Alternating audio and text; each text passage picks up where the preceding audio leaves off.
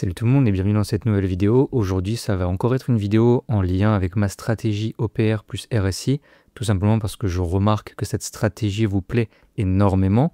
À chaque fois que je ferai une vidéo dessus, ce sera toujours dans un but soit d'amélioration, soit de venir backtest comme je l'ai fait dans la dernière vidéo. Aujourd'hui, ce que je vais faire, c'est que j'ai reçu pas mal de messages me disant que ça pourrait être bien de rajouter une petite confluence, quelque chose en plus, un indicateur, ou par exemple prendre en compte la structure de marché, ce genre de choses.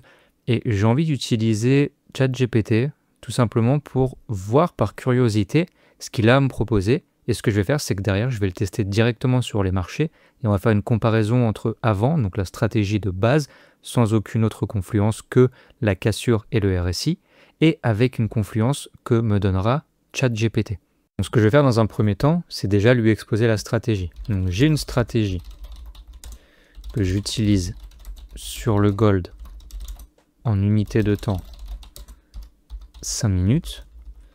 La stratégie repose sur l'utilisation de l'OPR entre 15h et 15h30, toujours noté UTC plus 2 pour qu'il sache bien sur quelle base horaire je lui dis pour 15h, 15h30. J'utilise l'indicateur technique RSI 14 pour appuyer ma décision. C'est simple. Je vais prendre un achat lorsque ma bougie 5 minutes clôture au-dessus de mon OPR et que le RSI est inférieur à 70. Première règle pour l'achat. Je vais prendre une vente lorsque ma bougie 5 minutes clôture en dessous de mon OPR et que le RSI est supérieur à 30. Ok, donc là je lui expose la stratégie très simplement. On va lui mettre des petites... Hop. J'aimerais que tu me donnes des idées pour améliorer les résultats de ma stratégie.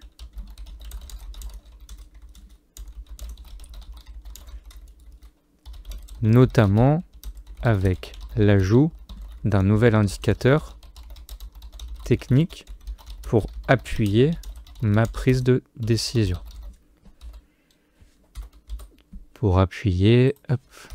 Ma prise de décision. On va voir ce qu'il va me dire. Donc là, je vais bien exposer la stratégie.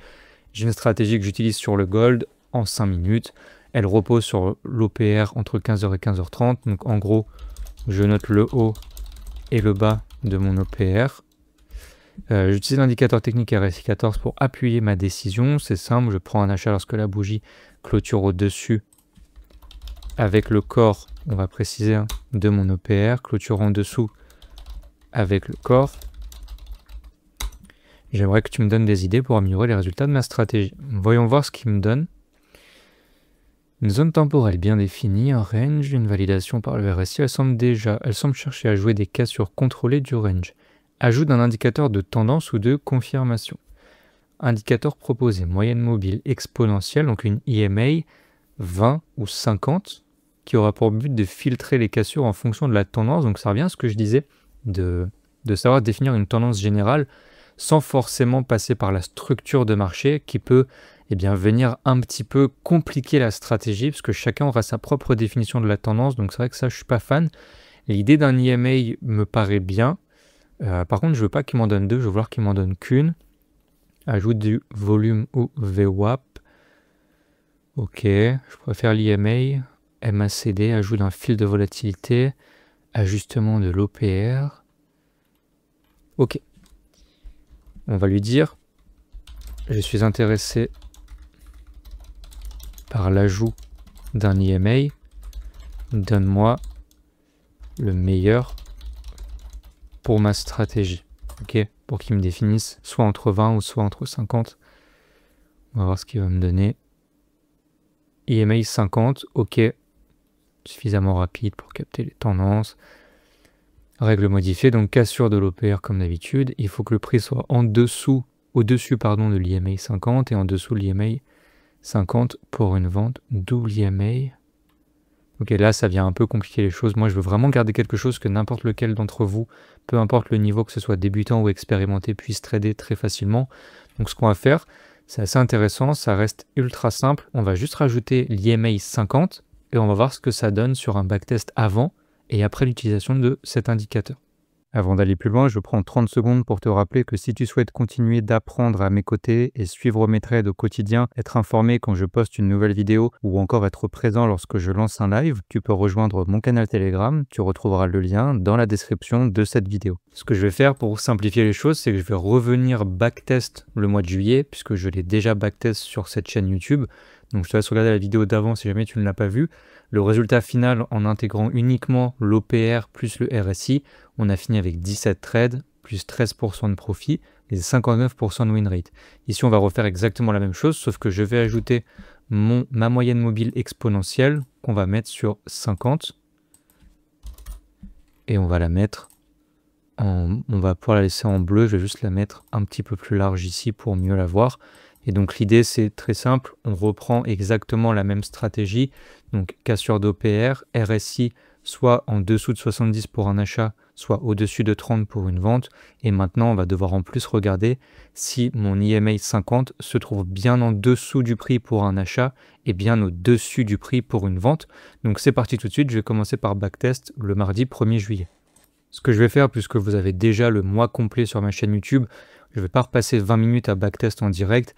Je vais rester ici pour les 3-4 premiers trades pour que je sois sûr que vous ayez bien compris.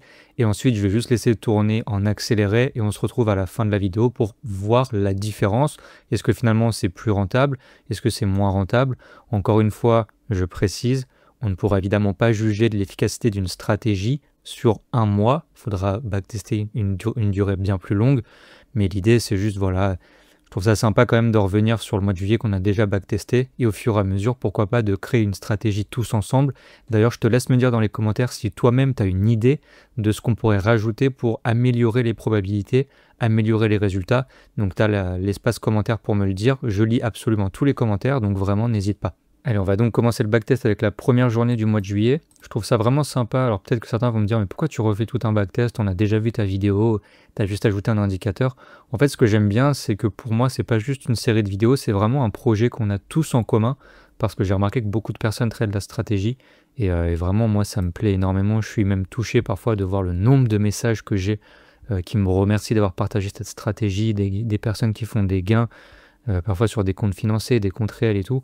Donc l'idée, c'est vraiment qu'on avance tous ensemble, on teste des choses, ça se trouve ça ne marchera pas, je ne suis pas à l'abri de refaire une autre vidéo test, et puis voilà, c'est un projet commun. Si tu veux juste voir les résultats, tu peux passer directement à la fin de la vidéo, mais moi je trouve ça sympa de voir tout ça directement ensemble, donc on va avancer, on va attendre que le prix évidemment vienne casser soit le haut, soit le bas de mon OPR, toujours avant 17h. Ok, là on vient casser à 16h50. Donc là, en gros, si j'avais un checkpoint, on va dire avec 3 étapes, je ne le ferai pas pour chaque trade, hein, c'est juste pour le premier, on doit casser mon OPR avec le corps. Ok, ce qui ici est bien le cas. 2, un RSI qui est soit inférieur à 70, soit supérieur à 30. Ici, dans le cas d'une vente, il faut qu'il soit supérieur à 30. On voit que c'est le cas avec mon indicateur qui se met directement en vert. Et en 3, on doit avoir l'EMA 50 au-dessus pour une vente. En dessous pour un achat. Aussi simple que ça. Donc là, j'ai mes 3 éléments. Si je devais check, cassure de l'OPR, ok. RSI au-dessus de 30, ok. Et l'EMA au-dessus pour une vente, ok. J'ai tous mes éléments. Donc là, je peux effectuer la vente sans me prendre la tête. Donc je vais placer mon ordre à la clôture de la bougie, SL légèrement au-dessus, et on va venir target, toujours la même chose, hein. On reste sur du 1 pour 2, rien ne change, j'ai vraiment juste ajouté l'EMA 50 par curiosité.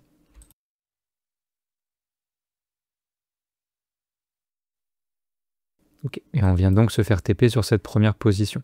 Allez, sans perdre de temps, on passe directement à la journée d'après, donc le mercredi 2 juillet. On va une nouvelle fois attendre une cassure de l'OPR. Ok, je vois qu'on casse par le bas. J'ai bien ma cassure avec le corps, j'ai bien un RSI 14 qui est au-dessus de 30 et comme on peut voir, j'ai bien mon EMA 50 qui est au-dessus du prix. Donc là, encore une fois, je vais pouvoir exécuter la vente et celle juste au-dessus et un TP à 1 pour 2.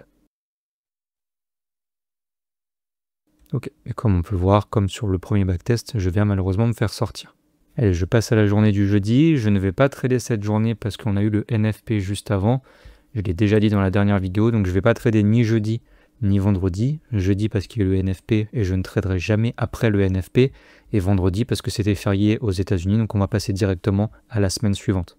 Voilà, on est donc le lundi 7 juillet, donc début de la semaine suivante. Toujours la même chose, je pense que je vais faire encore 1 ou 2 trades et après j'irai juste en accéléré. Je comprends bien que vous n'ayez pas envie de rester de nouveau 20 minutes à revoir exactement le même backtest. Ok, donc là on casse par le haut mon OPR, j'ai un RSI qui est en dessous de 70 et là j'ai un EMA 50 qui est largement en dessous, donc qui vient valider tous mes bullet points que j'ai notés tout à l'heure. Donc je mets le SL juste en dessous et un TP à 1 pour 2. Ok, et on finit par faire TP à 18h20 sur cette position. Allez, mardi 8, ça va être le dernier trade que je montre. Je pense que vous avez compris. De toute façon, c'est super simple, c'est la stratégie de base. La seule chose, c'est que maintenant, on doit avoir notre indicateur en dessous du prix pour un achat et au-dessus du prix pour une vente. C'est la seule chose. Donc, on va voir ces derniers trades ensemble et après, je mettrai juste le backtest en accéléré. Ok, donc là, on vient casser par le bas. Mon RSI est au-dessus de 30. Une nouvelle fois, j'ai mon EMA qui est au-dessus du prix. Donc, je vais pouvoir prendre la vente. J'ai mes 3 cases qui sont cochées, SL juste au-dessus et TP à 1 pour 2. L'idée vraiment, ce serait de garder les bons trades et de filtrer les mauvais trades. Là, ma crainte avec ce début de backtest, c'est finalement que l'EMA ne change absolument rien, qu'on se retrouve encore avec 17 trades, exactement les mêmes, et auquel cas, c'est pas grave, au moins j'aurais testé, c'est aussi ça le trading, on ne peut pas tomber sur l'indicateur miracle qui va propulser notre stratégie dès le début. Donc si jamais ça fait ça, c'est pas grave. Je regarderai encore une fois dans les commentaires de cette vidéo les propositions que vous me faites et pourquoi pas faire une série à chaque fois jusqu'à arriver vraiment à une stratégie la plus optimale possible. C'est vraiment l'idée de cette série de vidéos. Donc voilà, on va regarder ce que ça donne déjà sur ce trade. Okay. Et donc c'est un magnifique TP. Comme j'ai dit, ce que je vais faire maintenant, je vais laisser l'écran, je vais juste mettre en accéléré pour que vous n'ayez pas à repasser 20 minutes à regarder l'entièreté du backtest. Et nous, on se retrouve juste après. Ok, donc finalement, je vous reprends direct sur le trade suivant, puisque pour la première fois, on a une de nos conditions qui n'est pas réunie. On a bien la cassure du corps de la bougie 5 minutes en dessous de mon EPR. J'ai bien un RSI 14 qui est au-dessus de 30, mais comme on peut voir, j'ai mon EMA 50 qui est en dessous de mon prix, alors que pour une vente, elle devrait être au-dessus de mon prix. Donc là, je ne pourrais pas prendre la position. Maintenant, et c'est pour ça que j'ai ajouté cet indicateur, on va tester, voir si ça nous a permis d'éviter un stop loss, ou plutôt, malheureusement, d'éviter un take profit, ou de manquer plutôt, j'ai envie de dire, un take profit. On va voir ça tout de suite, j'ai assez hâte de voir le résultat, pour pas vous mentir, on va voir sur ce premier trade. Magnifique. Comme on peut voir, on vient d'éviter un stop loss chirurgical. En plus, ce qui est encore plus intéressant selon moi, c'est que l'EMA 50 a vraiment parfaitement respecté son rôle, c'est-à-dire qu'on est venu pile poil rebondir dessus pour repartir à la hausse. Donc écoutez, on ne peut pas juger sur un seul trade, mais en tout cas c'est assez prometteur pour l'instant. On vient d'éviter notre tout premier stop loss, juste en ajoutant un indicateur qui est hyper simple à voir. Donc on va voir d'ici la fin du mois si vraiment ça nous aura permis d'éviter les stop loss ou si on a juste eu de la chance sur cette position.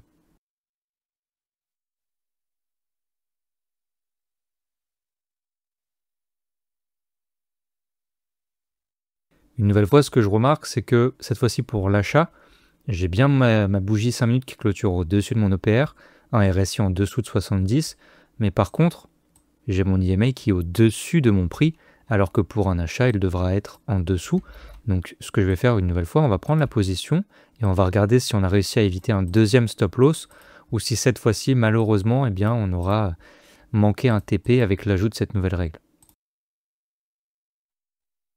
Comme on peut voir, je viens une deuxième fois d'éviter un stop loss, donc ça fait 2 sur 2. Ça fait 2 fois que mon EMA n'est pas au bon endroit pour prendre la position, et ça fait 2 fois que ça me permet d'éviter un stop loss. Honnêtement, ça commence à devenir vraiment intéressant.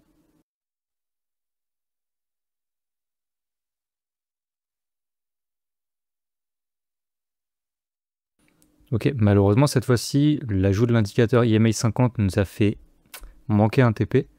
Donc on a évité 2 SL et on a manqué un TP, donc finalement on revient plus ou moins à 0, puisque 2 SL ça fait moins 2, 1 TP ça fait plus 2, donc on va attendre de voir sur les 15 derniers jours du mois ce que ça donne.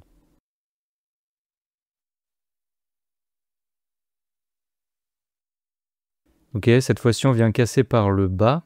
Une nouvelle fois, j'ai mon EMA qui est en dessous du prix, ce qui invalide la vente. Tout le reste est bon, hein, on clôture en dessous. Et j'ai un RSI 14 qui est au-dessus de 30.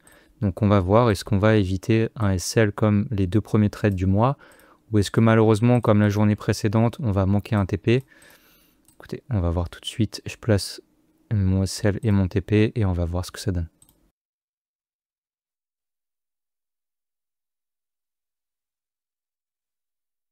Ok, comme on peut voir, on vient d'éviter un stop loss.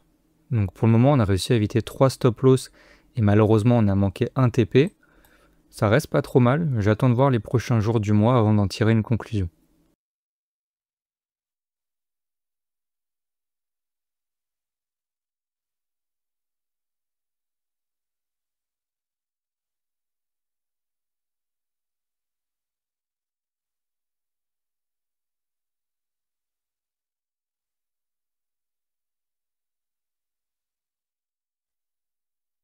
Alors du coup, en conclusion, on est passé de 17 trades à 13 trades. Donc il y a 4 trades qui n'ont pas été pris en ajoutant l'EMA 50. On a évité 3 stop loss, on a manqué 1 TP, ce qui fait qu'on est passé de 13% à 14%, on a gagné 1%. Alors effectivement, c'est rien du tout, mais on ne pouvait pas s'attendre à passer de 13% à 20%, à doubler le profit, ça n'existe pas. Moi, ce qui m'intéresse beaucoup avec cet ajout, c'est qu'on a gagné 10% de win rate, c'est énorme. Et je suis assez optimiste par rapport au fait d'ajouter l'EMA 50. Je pense que ça peut être quelque chose de vraiment, vraiment utile. Encore une fois, on a amélioré le résultat, on a diminué le nombre de trades. Donc pour ceux qui ne savent pas forcément, ils peuvent se dire bah, pourquoi on a diminué le nombre de trades? Moi, je veux pas, je veux rester à 17 trades. Et ce que vous ne comprenez pas, c'est que les commissions et le spread viennent s'ajouter au résultat final. Et plus vous avez des gros comptes comme des propres firmes à 200 000 $, et plus ces commissions et ces spreads vont peser énormément sur le bilan final. Donc moins on prend de position, mieux on se porte. Vraiment, croyez-en mon expérience. Et vraiment, le plus du plus, on a ajouté 10% de win rate. On est, si j'arrondis un chiffre au-dessus, on est à 70% de win rate avec une stratégie qui a un risk-reward de 1 pour 2. C'est énorme. Maintenant, ce que j'ai envie de faire et ce que j'ai envie de te proposer à toi qui m'écoutes, j'ai vraiment pour but de backtester cette stratégie depuis le début de l'année, ok, pour montrer qu'effectivement je ne suis pas un vendeur de rêve, je ne partage pas une stratégie qui marche que sur quelques semaines que j'ai bien définie en pensant que c'est un coup de chance et je vous vends du rêve ou quoi que ce soit. J'ai vraiment envie de backtester sur une année complète, donc de janvier 2025 jusqu'à juillet ou jusqu'à août, suivant quand est-ce que je sortirai cette vidéo. Maintenant, j'ai quand même besoin de ton soutien. Donc n'oublie vraiment pas de t'abonner à la chaîne si ce n'est pas encore fait, de laisser un like, de laisser un commentaire, peu importe ce que c'est juste pour que l'algorithme YouTube me mette en avant. Ça récompense vraiment mon travail, parce que le backtest d'une année complète, ça va me prendre beaucoup de temps. Donc voilà, le seul truc que je te demande, c'est donnant, tu laisses un commentaire, tu laisses un like, et puis ça me permet d'être mieux visionné par l'algorithme de YouTube. Et encore une fois, pour ceux qui ne l'auraient pas fait, ne surtout pas hésiter à rejoindre mon canal Telegram. C'est vraiment ici que je vais partager le plus d'informations au quotidien.